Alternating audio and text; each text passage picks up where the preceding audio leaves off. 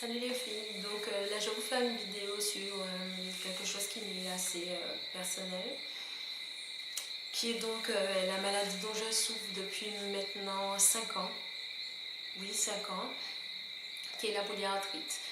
Donc la polyarthrite c'est quoi?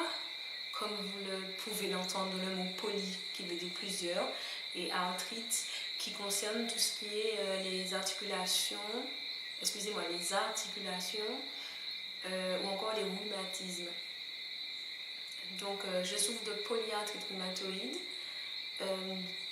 Les questions que vous pourriez me poser, par exemple, sont est-ce que c'est héréditaire? Non, ça ne l'est pas. Et les médecins ne savent toujours pas comment on attrape cette maladie. Est-ce que j'ai grandi avec? Non, pas du tout. Elle s'est révélée du jour au lendemain, de façon bien inattendue d'ailleurs, parce qu'avant ça, je n'étais pas malade. J'attrapais la grippe, mais vraiment très rarement. Mais je ne tombais pas malade du tout, quoi. Vraiment, je pense que j'étais un symbole de santé pour la Sécu, parce que je tombais très très rarement malade. Et quelle autre question vous pouvez me poser? Est-ce que ça fait mal? Oui, oui. Ça fait mal. Surtout au début, avant qu'on trouve ce que vous avez ou que les médicaments agissent, oui, ça fait super mal. Mais bon, il faut vivre avec. Donc, on va plutôt commencer par le commencement. Donc, il y a à peu près 5 ans de ça, j'ai commencé à avoir des plaques sur le corps. Comme ça, c'est arrivé après avoir mangé des crevettes. J'étais chez le médecin et il a cru que c'était une allergie alimentaire. Donc j'ai eu des comprimés. Cependant, au fur et à mesure, je me suis rendu compte que plus le temps passait et plus les plaques se multipliaient et plus elles grattaient. Donc je suis retournée chez le médecin, ils m'ont accordé des médicaments un peu plus forts et une analyse de sang à faire.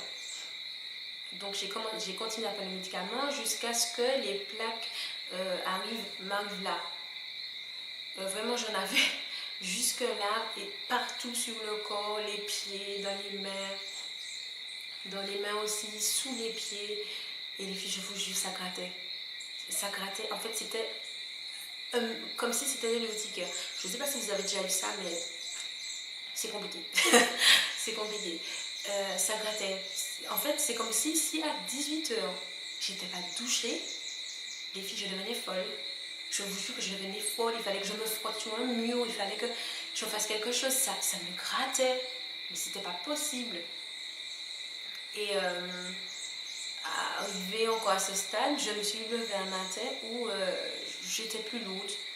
Honnêtement, les filles, je me suis pesée, j'avais pris 8 kilos, mais c'était de la rétention d'eau.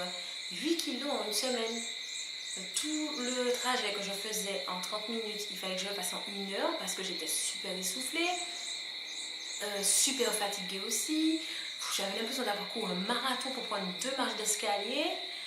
Honnêtement, je ne comprenais plus. Je comprenais plus. J'avais mal aux genoux. Je souffrais, rester debout, je ne pouvais pas. J'ai failli m'endormir au volant aussi un jour. J'étais super fatiguée. Et j'avais les articulations qui étaient super chaudes. Donc j'ai dû passer à peu près 2 mois comme ça, où le médecin ne trouvait absolument pas ce que j'avais. Il me donnait des médicaments qui ne servaient absolument à rien, mais vraiment à rien. Et ça, je peux lui dire merci. À ce moment-là, j'étais en licence. Et en fait, c'est ma chef d'établissement qui m'a conseillé d'aller voir la médecine du travail. Donc, elle m'a pris un rendez-vous en me disant qu'elle ne pouvait pas me laisser souffrir ainsi parce que c'est pas normal que personne ne trouve ce que j'ai alors que voilà, on peut pas prendre 8 kilos en une semaine. Ça, c'est juste pas possible. C'est vraiment pas normal. Et donc, elle m'a pris ce rendez-vous où j'ai été et le médecin m'a juste dit de lui montrer mes mains. Et quand il a vu que j'avais des plaques dans les mains et sous les pieds, il m'a tout de suite dit non, mademoiselle, vous avez quelque chose de grave. J'espère vraiment pour vous que c'est pas un lupus, mais je pense que c'est vraiment grave et que c'est dans votre sang. Et là, tout de suite, les filles, je me suis dit, mon Dieu, mais c'est quoi le problème, quoi? Quand vous savez que vous avez toujours été en bonne santé, que là, on vous dit que vous avez un problème Et à peu près, vous savez un peu ce que c'est le lupus. Je me suis tout de suite dit, mais what the fuck? Vraiment, what the fuck? Et il m'a donc donné rendez-vous chez un rhumatologue, ce que j'ai fait, où j'ai emmené les analyses que le médecin m'avait données, et le rhumatologue m'a dit, ce jour-là, non, madame, les examens que vous allez faire sont totalement inutiles, je vous donne d'autres examens, et vous revenez me voir. Donc, il m'a donné des examens qui jaugent de tous les éléments que vous avez dans votre corps, que ce soit la créatine, en fait, tout ce qui est dans la construction des os et dans le système immunitaire, en fait. Donc, vos taux de globules rouges, globules blancs, etc. Vos urines, tout ce qui fait, en fait, tout ce que vous avez dans un contrôle normal, mais en plus avec tout ce qui est la teneur en fer, en calcium, etc. Et surtout, on m'a fait un examen qui servait à mesurer l'inflammation du corps. C'est-à-dire qu'en fait, je sentais que mes articulations étaient chaudes parce que j'avais une inflammation. Vous savez, quand vous êtes malade et que votre corps se défend, eh bien en fait, c'est exactement ça, sauf que vous avez ça dans les articulations. Et vraiment partout. Donc je suis retournée dans mes examens. Je ne vous cache pas que j'avais peur parce que il faut savoir que, à part maintenant, à ce moment-là où j'habitais pas avec ma famille, mais je vivais seule et c'était pas facile à vivre du tout, à vivre seule. Donc quand j'ai reçu les analyses, je suis retournée chez le médecin, le rhumatologue du moins. Et voilà, il a regardé les analyses et le résultat est tombé. Vous avez la polyarthrite. Donc je regarde le médecin, je lui dis quoi? Et il me dit ouais, vous avez la polyarthrite. Donc je peux juste vous dire qu'à partir d'aujourd'hui, le sport, laissez tomber. Il faut arrêter. Porter les choses lourdes, debout, rester debout longtemps, faire vos courses vous-même. Tout ça, c'est fini.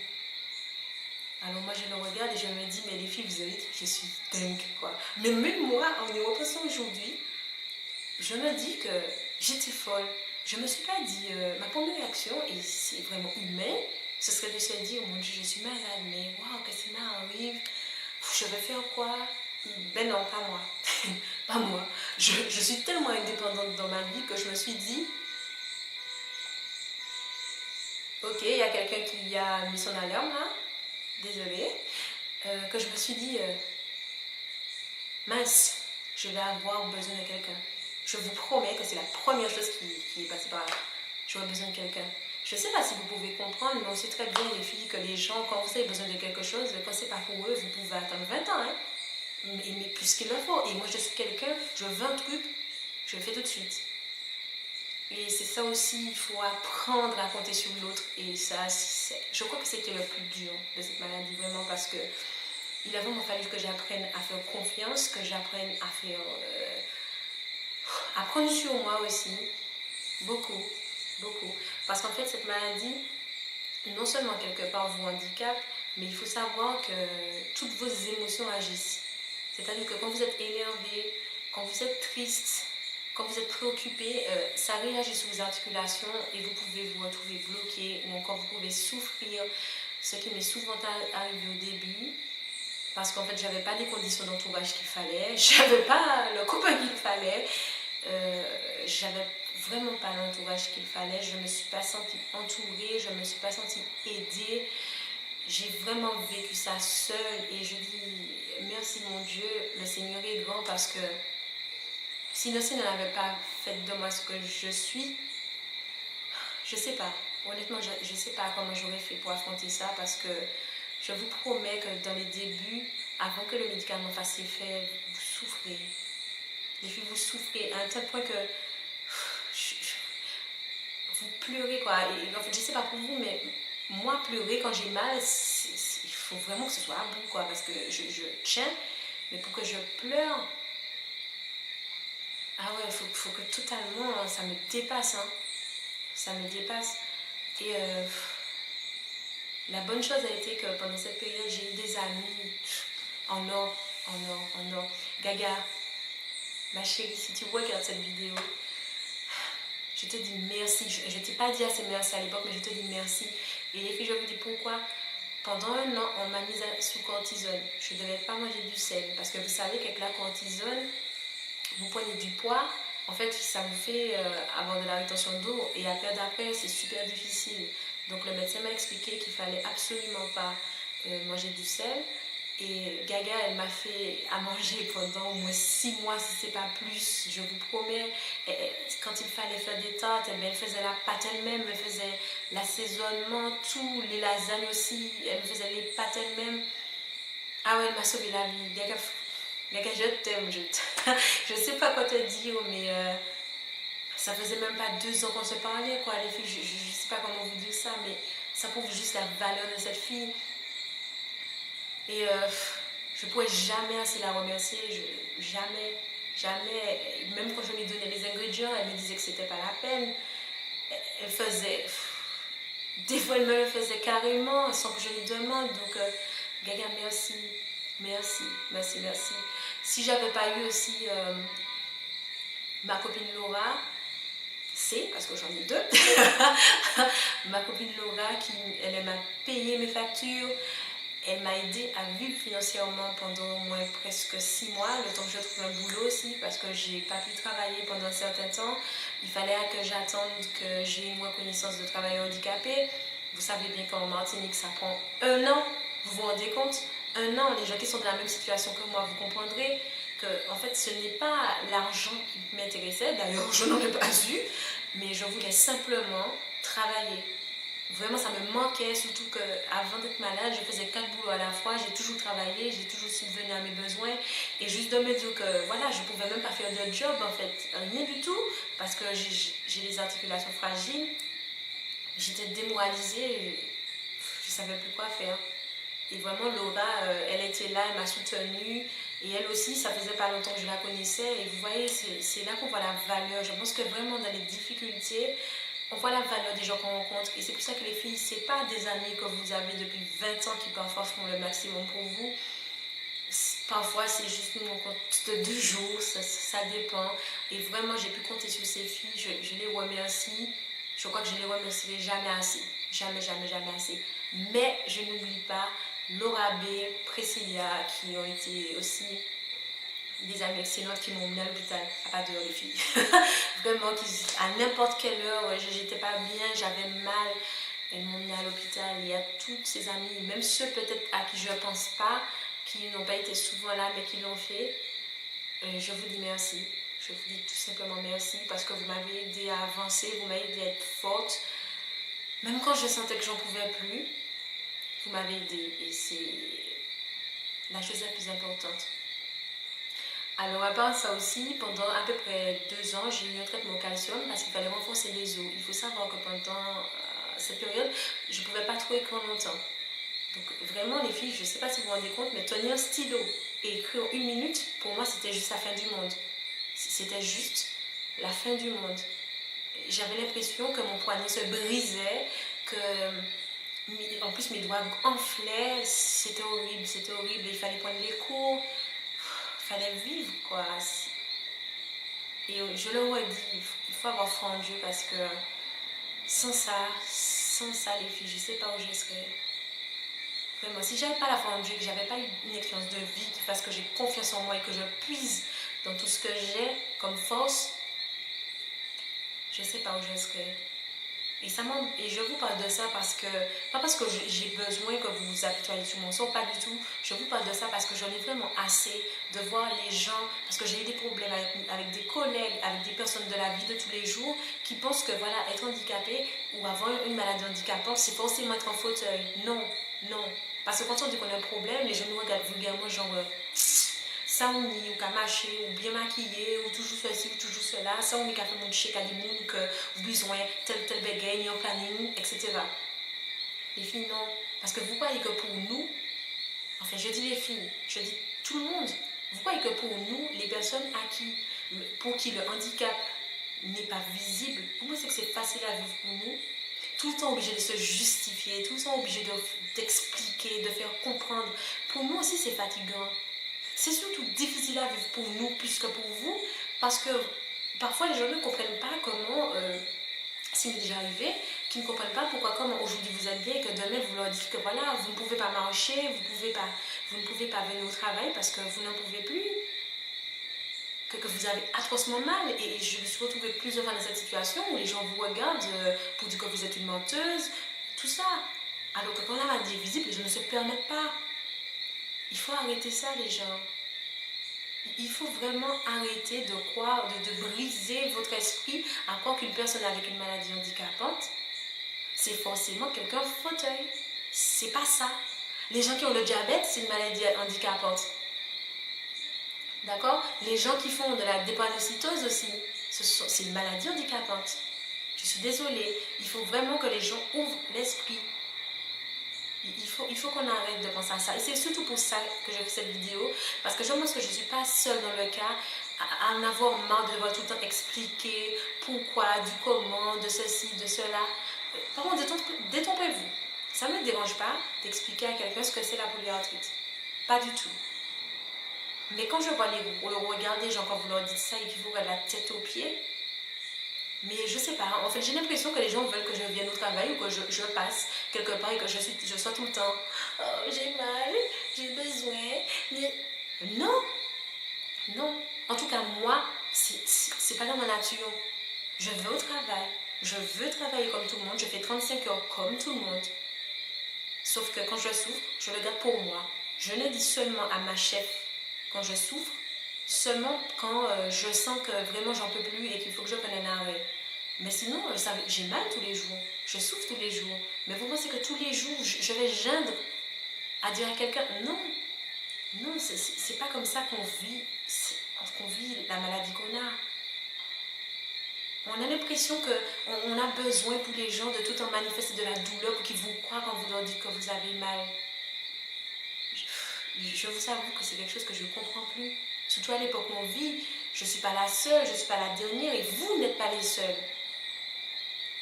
Vous n'êtes pas du tout les seuls. Voilà, j'avais ce coup de gueule là à faire parce que moi, c'est des choses que je ne comprends pas. Mais je ne comprends vraiment pas comment les gens expliquent. Anecdote. Les filles, là, vous allez vous marrer. Vous savez quelles questions les garçons m'ont posées quand je leur ai dit que j'ai la polyarthrite? Mais si t'as mal partout en fait, comment tu fais pour faire l'amour? Les mecs, c'est la seule chose à laquelle vous pensez? Et les filles, je vous promets, tous les garçons à qui j'ai dit ça m'ont posé cette question. À un moment, je me suis dit, non mais les gars, il n'y a que ça qui les intéresse en fait. Ils n'essaient même pas de te demander, au moins soyez un peu plus intelligent, apprenez quelque chose. Non, ça ne les intéresse pas de savoir comment tu le vis, est-ce que ça fait mal, qu'est-ce que c'est. Non, c'est le sexe en premier.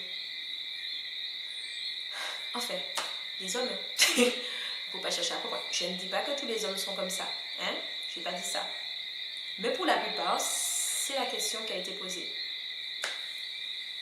Alors, les gens ont souvent posé la question pour les relations amoureuses aussi.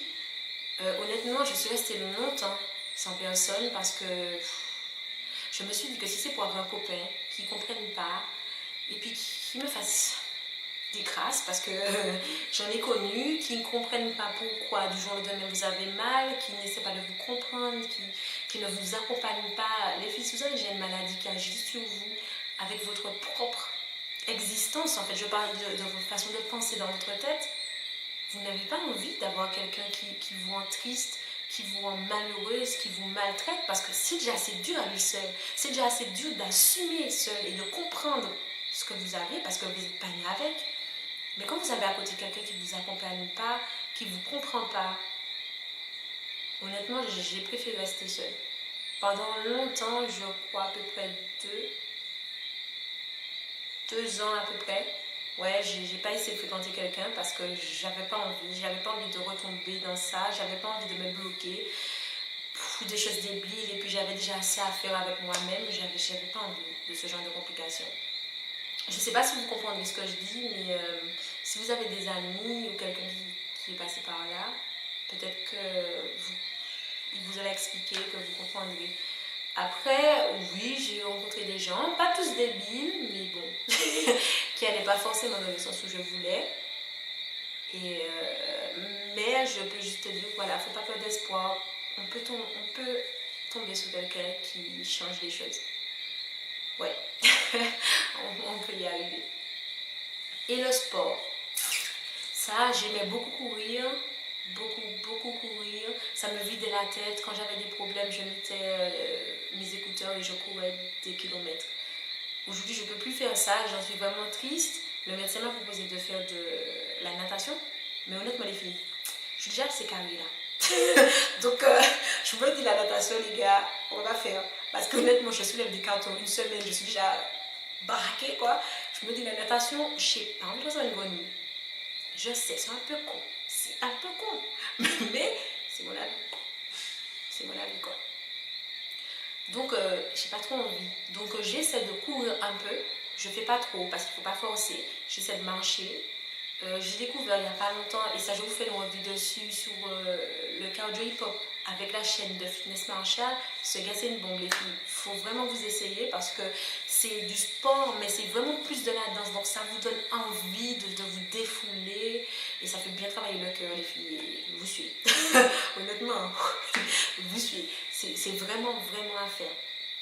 Vraiment à faire. Est-ce que c'est contraignant? Oui. Mais on apprend à vivre avec. Parce que quand le médecin vous dit que c'est à vie, que ça ne se guérit pas, que ça se maîtrise, mais qu'il faut gérer, qu'il faut apprendre à gérer vos émotions, qu'il faut apprendre à vous canaliser vous-même, les filles, parce que personne ne le fera mieux que vous-même. C'est pas votre maman, c'est pas votre famille, c'est pas votre copain, c'est vous qui pouvez vous aider à aller mieux, qui pouvez apprendre à laisser les choses passer, les choses que vous n'arriviez pas à accepter avant. Il faut apprendre à lâcher prise sur un peu plus de choses. Mais on doit s'y faire. Il faut, je ne vous dis pas vous faire une raison, mais il faut se dire que c'est la vie n'est pas finie, la vie continue. Certes, il y a des contraintes, certes, c'est dur, il y a des jours où c'est plus dur que d'autres. Parce qu'il y a des jours, il faut savoir que le rhumatoïde, ça concerne le temps, donc les rhumatismes, il faut savoir que quand il fait trop chaud, j'ai mal, quand il fait trop froid, j'ai mal, quand il fait humide, j'ai mal. Vous voyez le truc, quoi. J'ai mal, quoi. J'ai mal. Donc, il faut faire avec, tout simplement. Je me dis juste que voilà, le Seigneur m'a donné une croix. Le Seigneur ne vous donne pas plus que vous pouvez supporter. Je vis avec. J'essaie juste d'être forte, j'essaie juste de continuer ma vie parce que je me dis que tous les matins, il y a des gens qui marchent. J'aurais pu ne pas marcher. Parce que comme le médecin me l'a dit, j'ai pris assez tôt la maladie. Heureusement que mon corps a réagi en fonction de ce qui n'allait pas. Parce que j'aurais pu me réveiller un matin et ne plus marcher. Vous rendez compte, les filles? Vous marchez un jour et le lendemain, c'est fini. Donc je peux juste dire merci. Je peux juste dire merci d'avoir eu la chance d'avoir décelé cette maladie assez tôt. Effectivement, il y a 2 ans donc j'ai des déformations. Ça va vous faire rire parce que j'ai une déformation aux orteils, au niveau de l'os. Donc je ne peux pas trop mettre de chaussures fermées parce qu'en fait ça me fait mal. Comme l'os est déjà un peu déformé, quand je mets des chaussures fermées, j'ai l'impression que mon pied, enfin mon os se tord. Je ne sais pas si vous voyez ce que je veux dire, mais j'ai ça. J'ai aussi une déformation au niveau des cervicales. Donc dès que je prends un peu de clim ou du froid, ou ce que vous voulez, même vous voyez votre voiture en fait, quand vous ouvrez les vitres arrière que vous roulez, et bien moi quand je fais ça et que mes vitres sont ouvertes, dès que je prends le vent dans le cou, et bien j'ai mes articulations à ce niveau-là en fait, qui gonflent, et j'ai super mal au cervical, et ça peut durer un mois. Je ne suis pas encore obligée d'aller prendre une séance de kiné, ce qui m'est déjà arrivé, une fois j'ai dû faire à peu près 50 séances avant que ça aille mieux. Donc, il y a ça comme contrainte. Il y a aussi la contrainte de la nourriture, parce que mes collègues ou mes amis me voient et me disent ouh, là, tu manges très vite, voilà, tu manges pas de conneries, tu veux rester mannequin, tu nous snobs, voilà. Non, les filles, je ne vous snob pas. J'aurais bien aimé être comme vous, manger un peu tout ce que je veux, mais je ne peux pas. Sachant que vous savez que quand vous prenez du poids, ça agit sur vos genoux. Mais je ne peux pas prendre du poids. Dès que je prends 1 kilo, maximum voire 2 en plus que mon poids initial, mes genoux gonflent et franchement je souffre toute la journée. Tant que j'ai pas maigri, les filles, je souffre toute la journée. C'est pour ça que dès que j'ai mal aux genoux, je sais que j'ai pris du poids. Donc j'ai une alimentation surveillée, mais très surveillée. Je ne mange pas tout et n'importe quoi. Je ne mange pas partout et n'importe où. Comme on dit, camarade, moi, mêlé et puis ouais. Mais yo, mêlé. Parce qu'en fait, quand je viens, elle me dit tout le temps, waouh, là, elle vient, qu'est-ce qu'on va faire à manger, qu'est-ce qu'on lui donne, elle mange pas ci, elle mange pas ça, elle mange pas ça. Elles sont obligées de faire 2 repas séparés parce qu'en fait, je ne mange pas trop de sel. D'ailleurs, avant, je ne mangeais pas du tout. Donc, généralement, elles ne salent pas, elles ne même mettent pas de sauce, je ne mange pas. Je n'aime pas les cacahuètes, je n'aime pas les glaces, les gâteaux, les choses comme ça, je n'en mange pas. C'est pour ça que ça n'a pas été trop difficile pour moi non plus d'avoir une alimentation un peu plus équilibrée, vu que je ne mange pas beaucoup de bêtises en fait. Et voilà, mais faut pas croire que je snob les gens, pas du tout. J'aurais bien aimé pouvoir manger tout ce que je veux sans pour autant être malade après. Vraiment, j'aurais souhaité avoir une santé comme tout le monde, mais le Seigneur en a décidé autrement, donc je fais avec, je vis avec. Il faut savoir aussi que cette maladie fait qu'on vous donne des médicaments qui derrière vous emmènent autre chose. Il faut savoir que maintenant j'ai une intolérance au gluten, je ne l'avais pas du tout avant. J'ai une intolérance aussi au lait de vache, je suis obligée de boire du lait végétal. Le gluten, comme je vous ai dit aussi, ça ne passe plus du tout, alors que je mangeais du pain et tout avant. J'ai eu des problèmes aussi aux intestins, comme quoi on vous donne un médicament qui vous guérit, mais pour le reste, ne fait pas tout. Malheureusement, comme vous me posez, je pense que vous allez vous poser la question, pourquoi je n'arrête pas ou pourquoi je ne change pas. Je ne peux pas arrêter. Le médecin m'a dit que jamais, même il ne faut même pas que je sois en retard, je ne peux pas arrêter au risque de voir mon traitement rechuter et que je dois tout recommencer à zéro. Et pourquoi pas en changer? Il faut savoir que quand vous avez des traitements aussi lourds, si vous n'avez pas encore eu d'enfant, vous ne pouvez pas en changer comme ça, parce que sinon il faut changer votre sang. Il y a un tas de choses à faire qui ne sont pas du tout agréables. Donc je ne peux pas changer. Je ne sais pas si je vous ai tout dit. En tout cas, je vous ai parlé avec mon cœur. Si vous avez d'autres questions, il n'y a vraiment pas de souci. Posez-les moi en dessous de la vidéo. Si vous connaissez des gens aussi qui ont cette maladie et qui peut-être voudraient en parler, parce que je sais que chez les jeunes, il n'y a pas beaucoup de personnes. Je me souviens même que quand je suis allée chez un médecin, il m'a dit à votre âge, c'est super rare. Donc je ne connais pas de personnes qui ont la même maladie que moi et qui ont à peu près mon âge. Donc si vous regardez cette vidéo et que vous connaissez quelqu'un qui souffre de cette maladie, et qui ne peut pas parler ou qui n'arrive pas à se confier ou qui perd courage tout simplement, il n'y a pas de souci, faites-le regarder cette vidéo, contactez-moi en privé et on discutera, il n'y a vraiment pas de problème. Voilà, j'ai partagé ce petit peu de moi avec vous. J'espère que vous comprendrez un peu plus ce que je dis. J'espère que si les gens qui sont intolérants envers les maladies handicapantes, qui ne sont pas visibles, vont regarder cette vidéo, qui se rendront compte que on souffre autant que vous du fait que vous ne la voyez pas, que vous ne nous comprenez pas. Mais vraiment, on souffre beaucoup de ça. Je vous remercie d'avoir regardé cette vidéo. Je vous dis à bientôt et je vous fais plein de bisous.